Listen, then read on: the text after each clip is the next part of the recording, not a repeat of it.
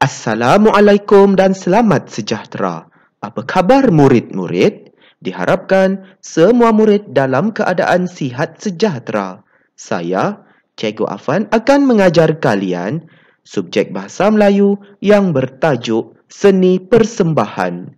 Untuk pengetahuan murid-murid, tajuk Seni Persembahan ini terdapat pada muka surat 110 dalam buku teks Bahasa Melayu tahun 6. Diharapkan semua murid sudah pun bersedia untuk mengikuti pembelajaran pada hari ini. Standard pembelajaran pada hari ini iaitu 1.4.1 bertutur tentang sesuatu perkara daripada pelbagai sumber dengan menggunakan ayat yang gramatis dalam situasi formal dan tidak formal secara bertata susila. Objektif pembelajaran pada hari ini iaitu, pada akhir pembelajaran dan pemudahcaraan, murid akan dapat bertutur tentang sesuatu perkara mengenai seni persembahan dengan menggunakan 4 jenis ayat yang gramatis dalam situasi formal dan tidak formal secara bertata susila. Kedua, mencatat 4 maklumat mengenai seni persembahan dalam bentuk grafik.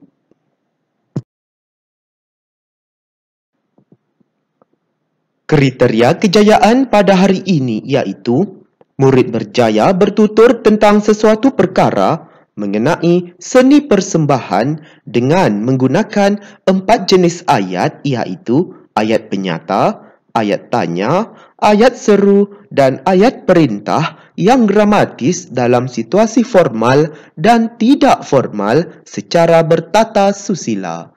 Kedua, murid berjaya mencatat 4 maklumat mengenai seni persembahan dalam bentuk peta buih. Murid-murid, tahukah kalian mengenai seni warisan bagi masyarakat di negara Malaysia? Bagus, tentu ada murid-murid yang pernah dan juga mengetahui mengenai seni warisan bagi masyarakat di negara kita. Kerana negara kita ini adanya pelbagai kaum.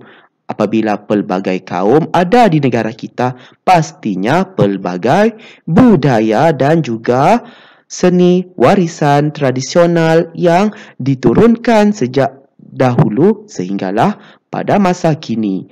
Jadi di sini Cikgu Afan sudah menyediakan beberapa keping gambar, iaitu gambar yang pertama menunjukkan seni persembahan wayang kulit yang merupakan seni warisan bagi masyarakat Melayu di negeri Kelantan lah, terutamanya di negeri Kelantan di situ.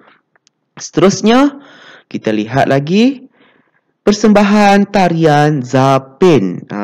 Persembahan tarian zapin ini amat popular dalam masyarakat Melayu, khususnya di negeri Johor. Dan kita lihat lagi gambar yang ketiga di atas itu, gambar seni persembahan opera Cina yang terkenal bagi masyarakat Cina. Dan di bawah itu merupakan persembahan tarian Bharatanatyam yang amat popular dalam kalangan masyarakat India di negara Malaysia.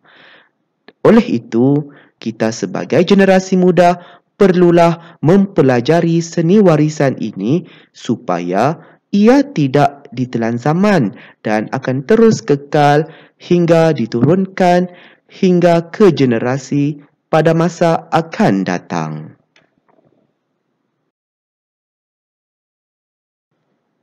Baiklah murid-murid, mari kita membaca dan menjelaskan maklumat mengenai seni persembahan di sebelah ini. Baiklah murid-murid, di sini Cikgu Afan sudah pun menyediakan 2 maklumat, iaitu maklumat yang pertama mengenai tarian hadrah dan maklumat yang kedua iaitu opera Cina. Mari kita menjelaskan terlebih dahulu mengenai tarian hadrah. Kita lihat di situ, tarian hadrah ini mempunyai ahli kumpulan yang terdiri daripada 10 hingga 12 orang pemain gendang dan 4 orang penari. Maksudnya di sini pemain gendangnya sangatlah ramai, iaitu 10 hingga 12 orang dan bilangan penarinya 4 orang. Peralatan yang digunakan ialah sebuah gendang besar, 2 buah gendang kecil dan 10 buah gendang pengibu. Jadi di sini dapatlah kita fahami bahawa tarian hadrah ini banyak menggunakan gendang. Ada gendang besar, ada gendang kecil serta 10 buah gendang pengibu. Dan yang ketiga di situ, tarian ini amat popular ataupun terkenal pada tahun 1950-an dan 1960-an, terutamanya di negeri Perlis, Kedah, Perak dan Pulau Pinang. Dan pada masa dahulu, tarian ini dikenali dengan nama Noge. Seterusnya, kita lihat persembahan opera Cina pula. Persembahan opera Cina ini ialah persembahan seni yang melibatkan pelbagai cara penyampaian di atas pentas. Contohnya, persembahan tersebut memerlukan seseorang di situ untuk menyanyi, berlakon ataupun apa-apa sahajalah yang bersesuaian mengikut situasi dalam persembahan opera Cina tersebut. Seterusnya, menggabungkan muzik, nyanyian, tarian dan kadang-kala akrobatik. Itulah maksudnya di situ, cara kita menyampaikannya di situ. Ada melibatkan muzik, nyanyian, tarian dan juga akrobatik. Bukannya nyanyian dari awal sehinggalah akhir persembahan.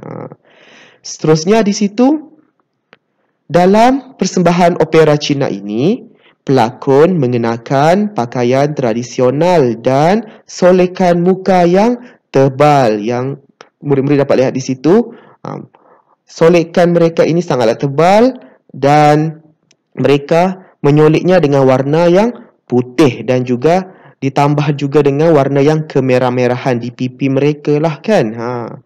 Dan di sini opera Cina mengisahkan kegagahan pahlawan dan golongan bangsawan Cina. Diharapkan murid-murid dapatlah memahami kedua-dua maklumat ini dengan sebaiknya.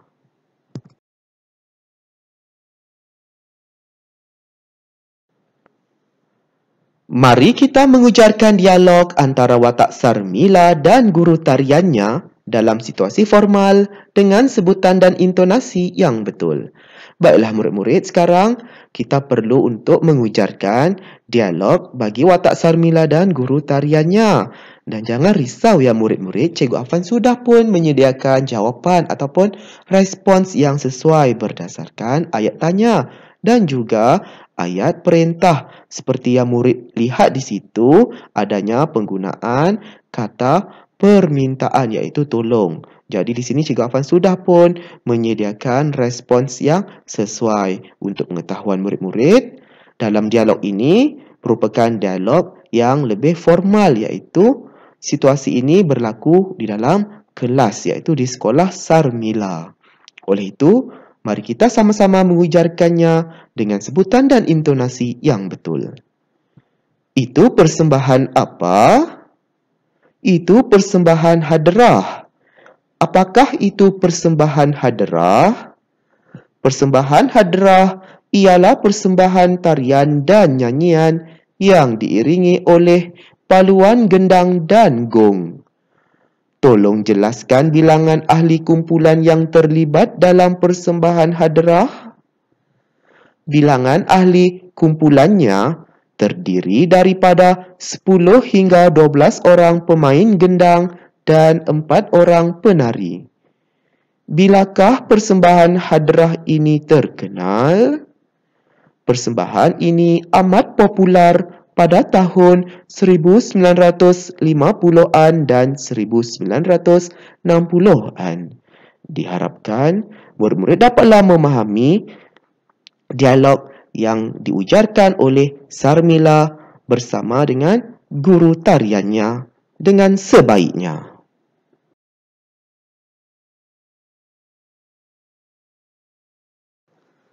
Seterusnya, mari kita mengujarkan dialog antara watak Jan Hui dan ibunya dalam situasi tidak formal dengan sebutan dan intonasi yang betul.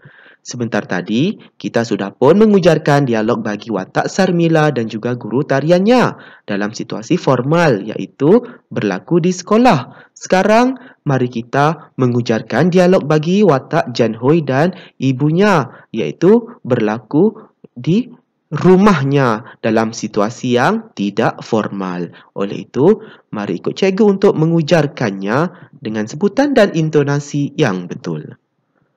Wah, uniknya persembahan opera Cina itu. Memang benar, Jan Hui. Persembahan itu sungguh unik dan menarik. Tahukah kamu tentang persembahan itu, Jan Hui?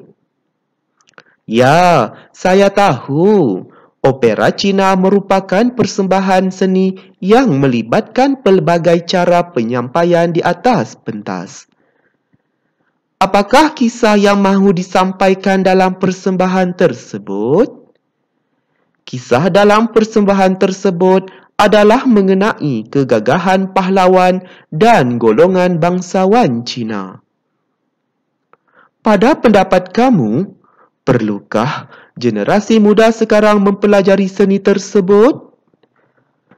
Pada pendapat saya, generasi muda sekarang perlu mempelajari seni tersebut kerana kita dapat mengekalkan dan menghargai seni warisan tersebut agar tidak ditelan zaman. Diharapkan murid-murid dapatlah memahami maklumat yang diujarkan oleh Jan Hui bersama ibunya dengan sebaiknya.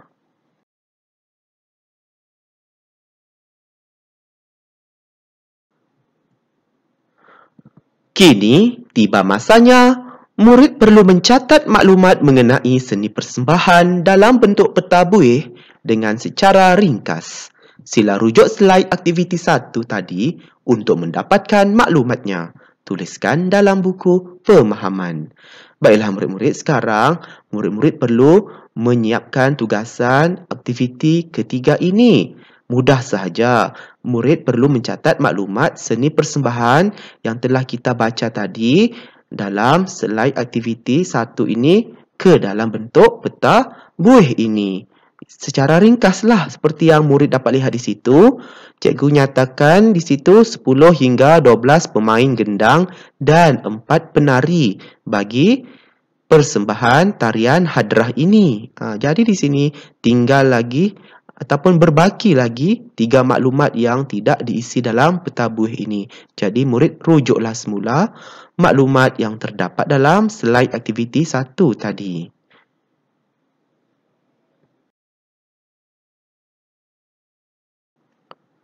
Seterusnya, ada lagi satu tugasan, iaitu tugasannya yang sama.